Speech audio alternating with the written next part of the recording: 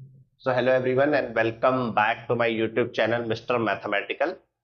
एक 200 plus MCQ series इस channel पे मैं आप लोगों के लिए क्रिएट कर चुका हूं, जिसमें मैं 125 क्वेश्चंस करा चुका हूं। टोटल पार्ट 8 हमने डिस्कस कर लिया है। पार्ट 9 क्वेश्चन नंबर 126 आज आपके सामने है। मेरा टारगेट है इसको 200 प्लस लेके जाना, और इसमें ऐसे क्वेश्चंस हैं जो आपको प्रीवियस ईयर में पूछे गए हैं, आपके सैंपल पेपर में आए हैं और इंपॉर्टेंट कैटेगरी के हैं।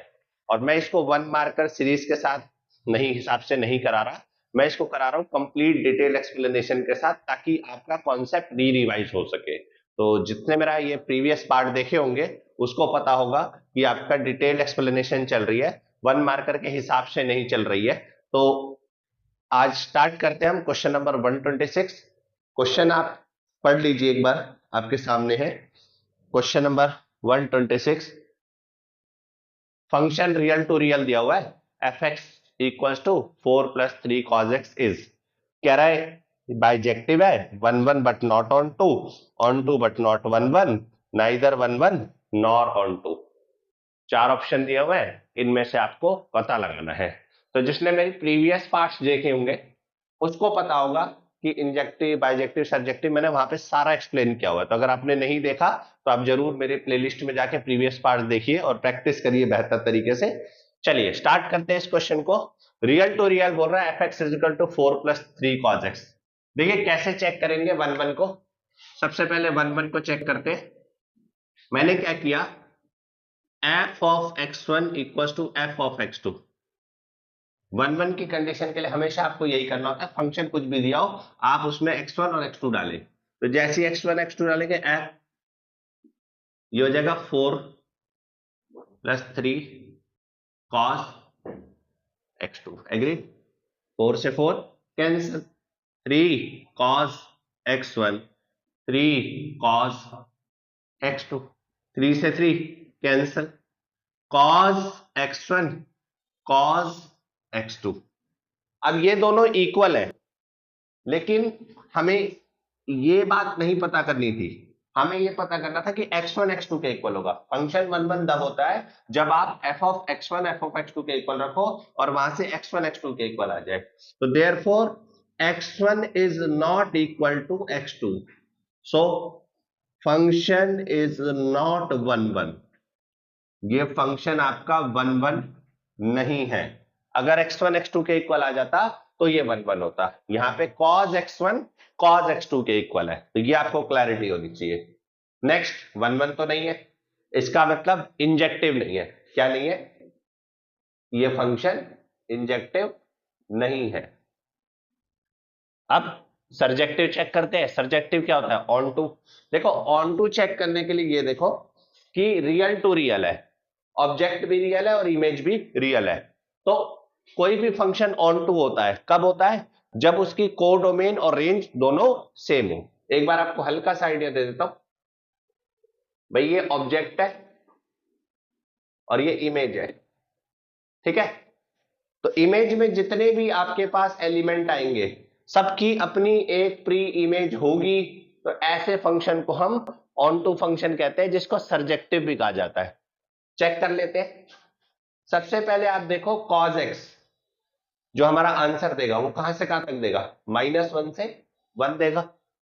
अब आपके पास यहाँ पे क्या है? 3, तो दोनों तरफ किससे मल्टीप्लाई कर दो? 3 से मल्टीप्लाई कर दो।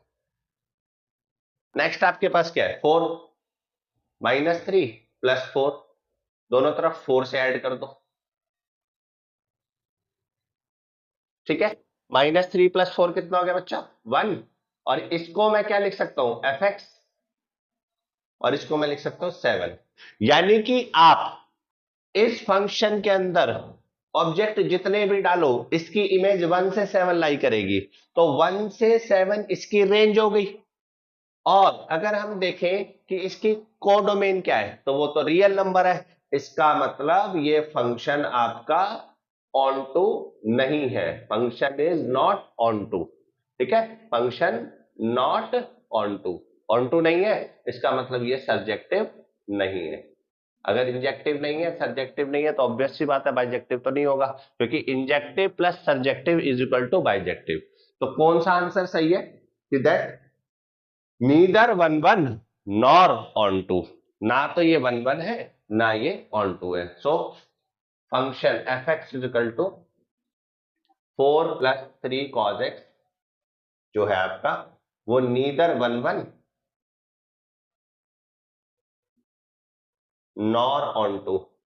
अगर आपको कहीं कोई प्रॉब्लम आती है इस कॉन्सेप्ट को समझने में तो प्रीवियस वीडियोस को एक बार अच्छे से देखिए, आपको सारा कॉन्सेप्ट दोबारा से समझ आ जाएगा। बाकी मैंने इसमें भी कोशिश करी है कि आपको समझा पाऊं पूरे बेहतर तरीके से कि 1 1 कैसे चेक करते हैं, ऑन टू कैसे चेक करते हैं। चलिए जी नोट कर लीजिए, क्वेश्चन नंबर 127 पढ़ लीजिए। a, b, c एक सेट दिया हुआ है, रिलेशन दिया हुआ है a, b, b, c, आपको r के बारे में बताना है कि r क्या है, रिफ्लेक्सिव है, सिमेट्रिक है, नॉन ट्रांजिटिव है या इक्विवेलेंस है। तो देखिए बच्चा, इसके अंदर आप एक छोटा सा कॉन्सेप्ट समझ लीजिए कि सबसे स्मॉलेस्ट इक्विवेलेंस रिलेशन क्या होता है। मैंने याद भी करवाया हुआ प्रीवियस क्लासेस में। तो स्मॉलेस्ट इक्विवेलेंस रिलेशन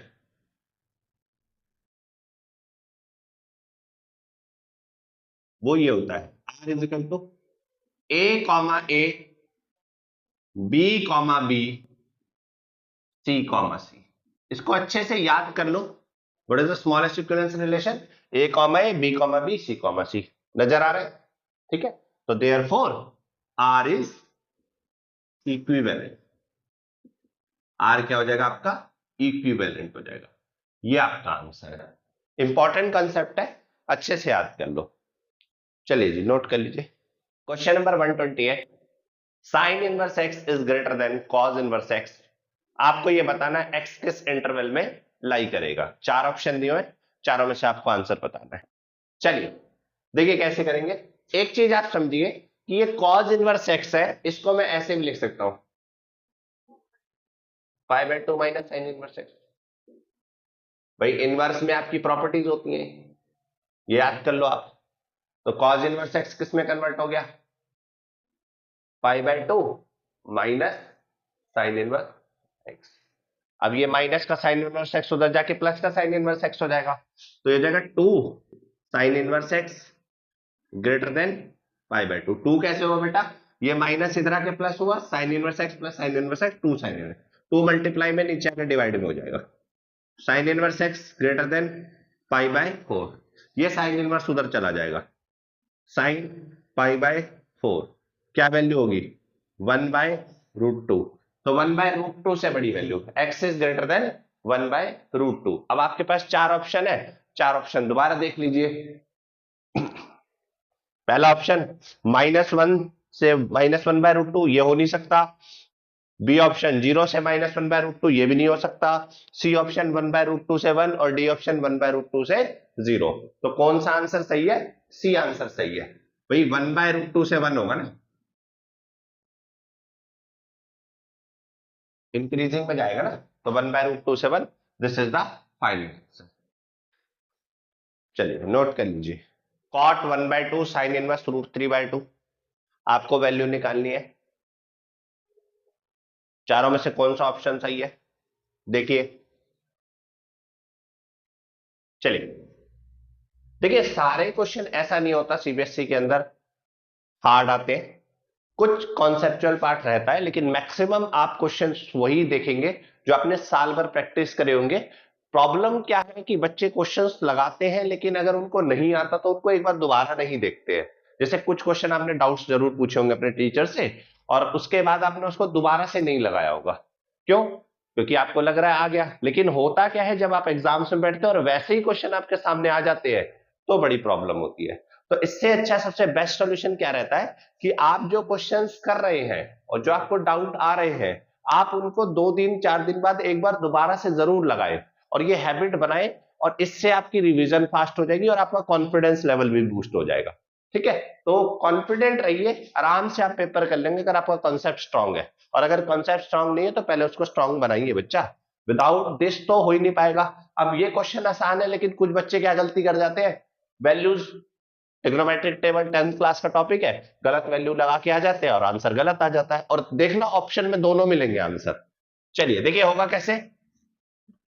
ये कॉट आया 1/2 sine inverse √3/2 pi by 3 60 degree पे होता है, साइन इनवर्स से साइन कट गया 1/2 इंटू पाई/3 कॉट पाई/6 कॉट पाई/6 इसकी क्या वैल्यू होगी, कॉट पाई/6 कॉट 30 डिग्री की वैल्यू √3 होगी। This is the final answer. तो ये वैल्यू पुटिंग वाले क्वेश्चन है, इनको जरा ध्यान से करा करिए। चलिए नोट कर लीजिए question number 130, √1 plus cos 2x equal to √2 cos inverse cos x in पाई/2 से पाई। आपको बताना है नंबर ऑफ रियल सॉल्यूशन। देखिए क्वेश्चन कैसे होगा, पाई/2 से पाई है तो cos इनवर्स cos से कैंसिल हो सकता है और x बचेगा, क्योंकि 0 से पाई होती है cos इनवर्स cos x के लिए।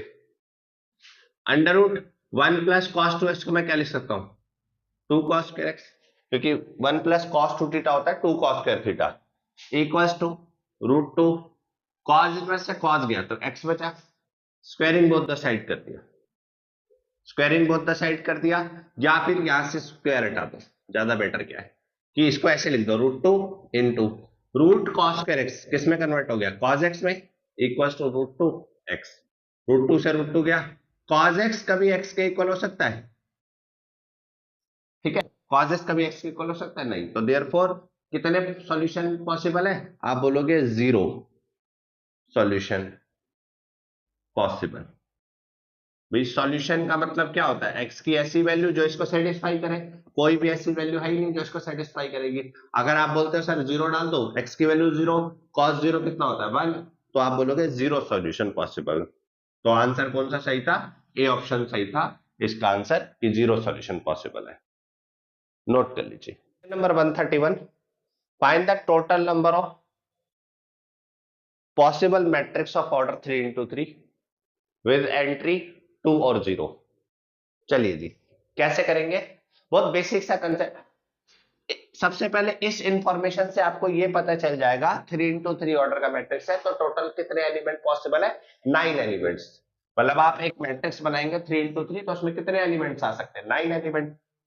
तो आपने परमुटेशन एंड कॉम्बिनेशन पढ़ा हुआ है, उस परमुटेशन एंड कॉम्बिनेशन में आपने सबसे पहले फंडामेंटल पढ़ा होगा, फंडामेंटल प्रिंसिपल काउंटिंग का, तो उसके हिसाब से हम कर लेते हैं इस क्वेश्चन को।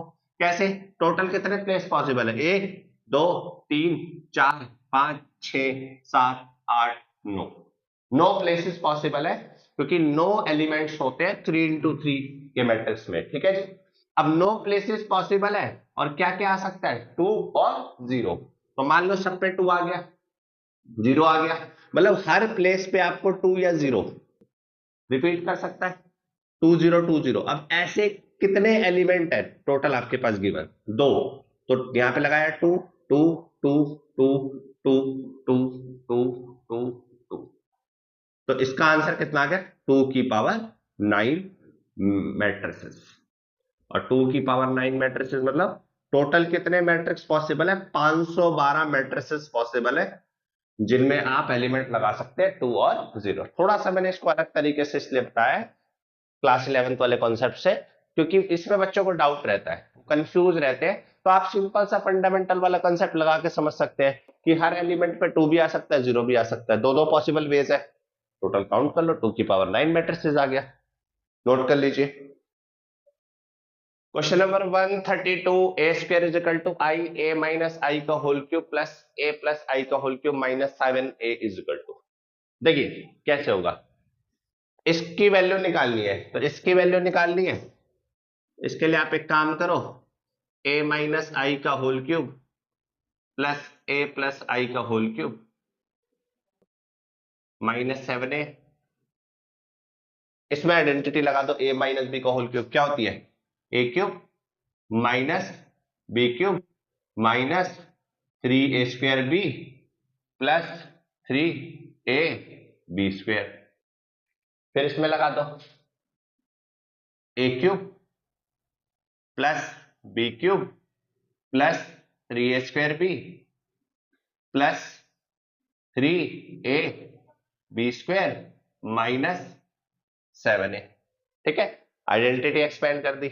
चलिए अब नोट करते हैं, ये माइनस का है और ये प्लस का है, ये तो वैसे ही कट गए। ये माइनस का है, ये प्लस का है, वैसे ही कट गए। ए क्यूब प्लस ए क्यूब कितना हो जाएगा 2a³ 3a² कितना हो जाएगा 6a। आई स्क्वायर को आई लिखेंगे और आई को 6 से मल्टीप्लाई करेंगे तब भी 6 से ही आएगा, कोई चेंज नहीं आएगा। Minus 7a 2a³ minus a। अब नोट करो a² की वैल्यू कितनी है आई है भाई। अगर a² की वैल्यू आई है, मैं दोनों तरफ a से मल्टीप्लाई कर दूं तो वो किसके इक्वल हो जाएगा a इंटू आई, यानी a³ की वैल्यू कितनी होगी a होगी। जब a² की वैल्यू आई है तो a³ की वैल्यू कितनी होगी a होगी, तो 2a माइनस a। क्या आंसर आ गया a। चलिए ये छोटा सा कॉन्सेप्ट था, नोट कर लीजिए। Question number 133, x is equal to -4 is the root of this, find the sum of other two roots. देखिए कैसे करेंगे, पहले तो आप सिंप्लीफाई कर लो इसके डिटर्मिनेंट को, जो हम मेथड लगाते हैं x छोड़ा x इंटू x² -2 ऊपर -2, फिर क्या करेंगे x into 1 -3 into 1 plus 3 2 -3x equal to 0।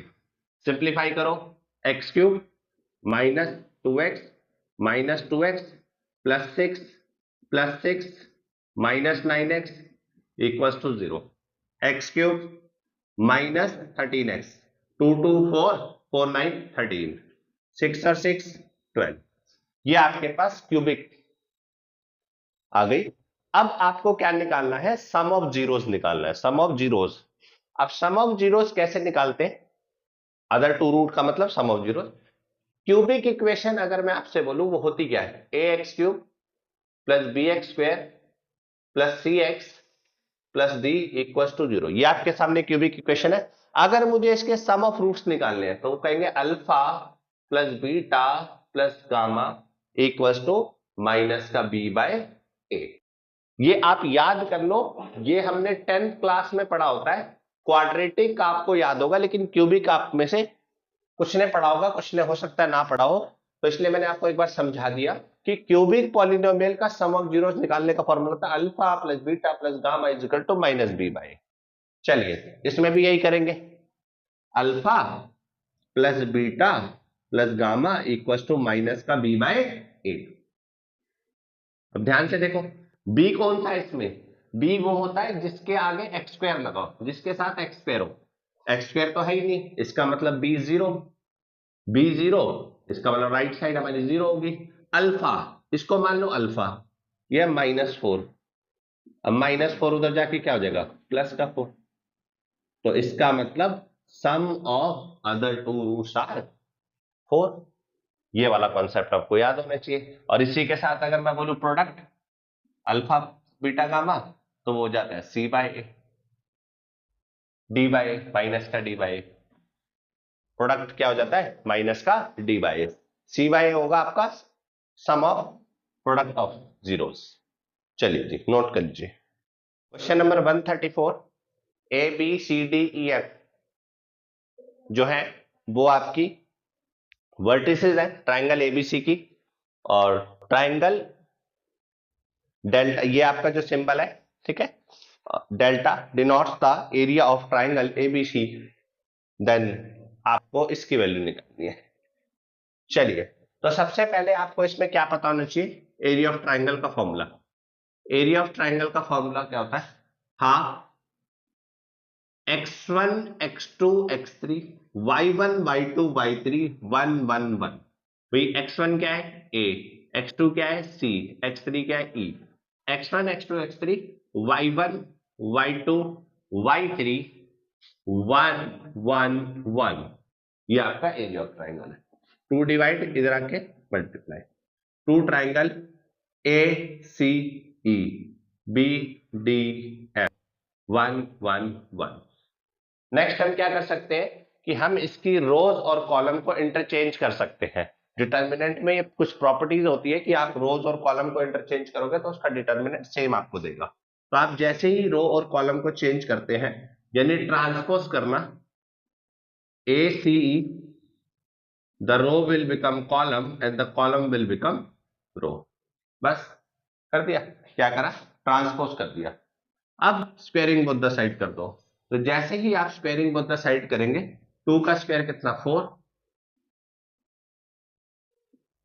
AB1 CD1 EF1 squaring both the side match कर गया।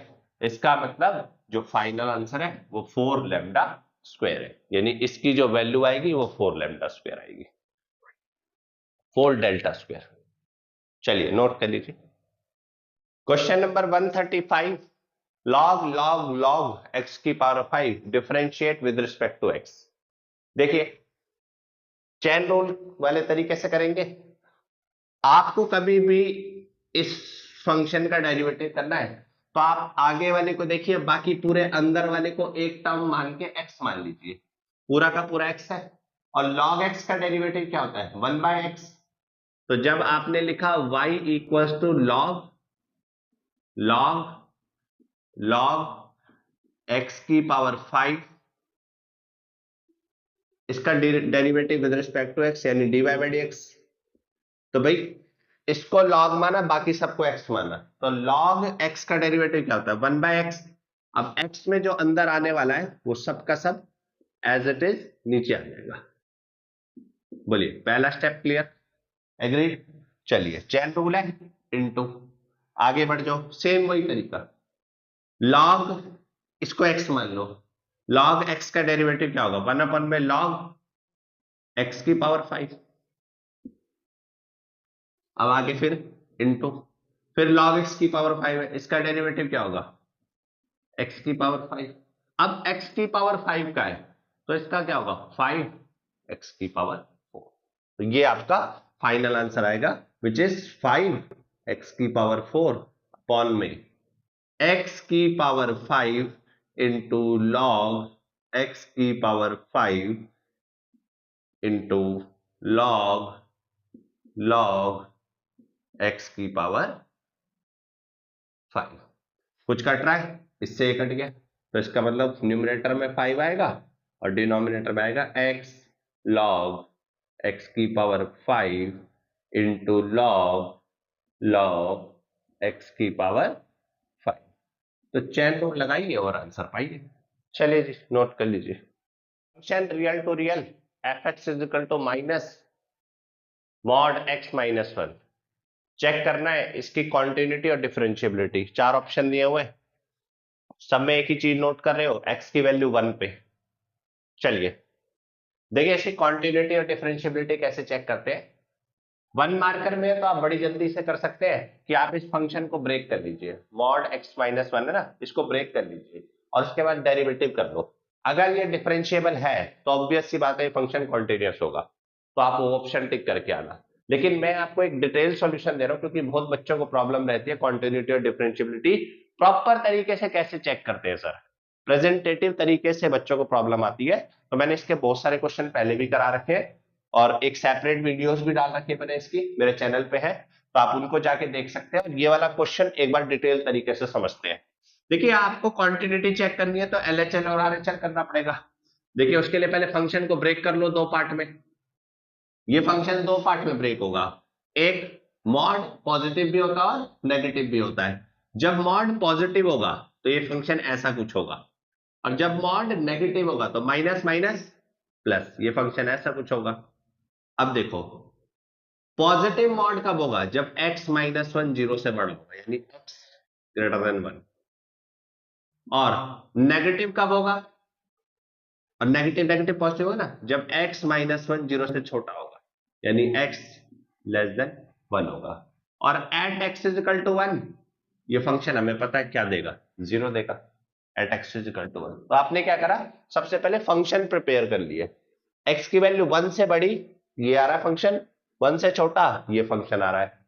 अगर यहां पे माइनस नहीं होता तो ये फंक्शन अपने प्लेसेस चेंज कर लेते हैं, लेस देन वाले पे ये आता और ग्रेटर देन वाले पे ये आता।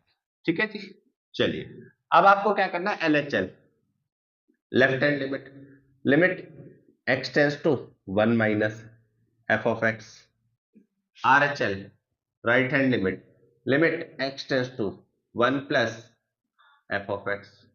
भाई वही 1 माइनस के लिए कौन सा फंक्शन होगा, ये वाला फंक्शन होगा, यानी x equals to 1 minus h और h टेंस टू 0। ये स्टेप आप लोग याद कर लो अच्छे से, ताकि प्रेजेंटेशन करते वक्त आपको कोई दिक्कत ना आए। Limit h tends to 0, 1 minus से छोटा फंक्शन ये रहा x माइनस 1, और x की जगह मैंने क्या लगा दिया 1 माइनस h, तो भाई आपके पास 1 माइनस h माइनस 1,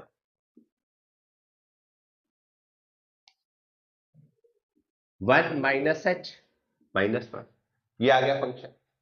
अब नेक्स्ट क्या करें, लिमिट लगा दो, जैसे लिमिट लगाई आंसर कितना है 0, क्योंकि +1 -1 कट गया, माइनस h, लिमिट लगाई 0। चलिए इसको चेक करते हैं, limit h tends to 0, 1 plus के लिए कौन सा फंक्शन है, ये वाला, माइनस x की जगह क्या लगा देंगे 1 प्लस h माइनस 1, +1 -1 कट गया, लिमिट लगाई, आंसर कितना आ गया 0।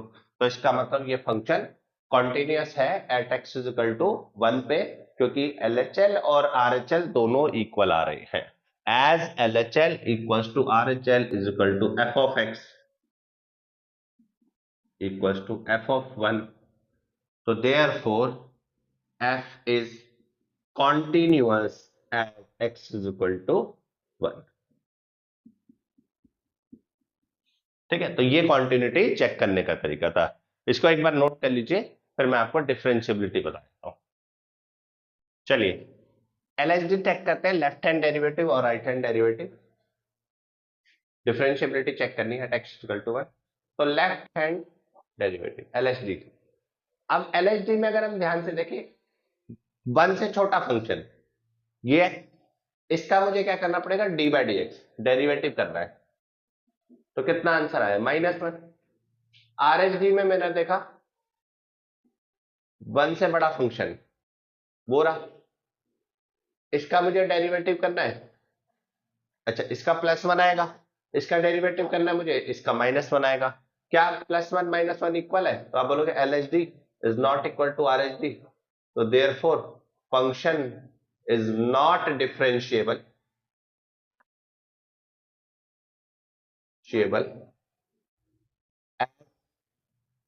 x is equal to 1, so therefore the function is continuous at x is equal to 1 but not differentiable at x is equal to 1। ठीक है जी, और अभी इससे पहले स्टार्ट करते वक्त मैंने आपको ये समझाया था कि अगर ये function differentiable x is equal to 1 पे होता तो मुझे कॉन्टिन्यूटी चेक करने की जरूरत नहीं पड़ती एक नंबर के क्वेश्चंस के अंदर। ठीक है, लेकिन एक नंबर का क्वेश्चन के हिसाब से मैं आपको नहीं करा रहा, मैं आपको डिटेल एक्सप्लेनेशन करा रहा हूं, तो ये आपका कंप्लीट सॉल्यूशन था, नोट कर लीजिए। इस पार्ट में इतना ही, मिलते हैं नेक्स्ट पार्ट में फिर आगे फर्दर क्वेश्चंस के साथ। क्वेश्चंस लगाते जाइए, प्रैक्टिस करते जाइए, सीरीज आपके सामने है, क्वेश्चंस आपके सामने है, सॉल्यूशन को एक बार आप अच्छे से जरूर समझिए। चलिए बच्चे, signing off, take care, bye bye.